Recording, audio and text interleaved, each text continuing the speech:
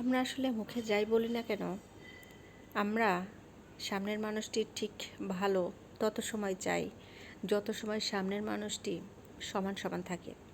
যখনই সামনের মানুষটি গ্রো আপ করতে থাকে, একটু উপরের দিকে উঠতে থাকে, তখনই আমরা পিছন থেকে কেন যেন টেনে ধরার একটা প্রবণতা আমাদের মধ্যে কাজ করে।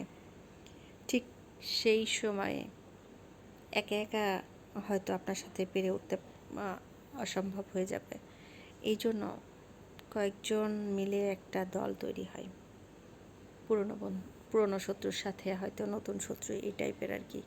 তারা দলে ভারী হয় এবং তারা এমন কর্ম করার চেষ্টা করছে যাতে আপনার একটু কষ্ট হয়, যাতে আপনার ভেতরে একটি ফ্রাস্ট্রেশন তৈরি হয়, যেন আপনি থেমে যান।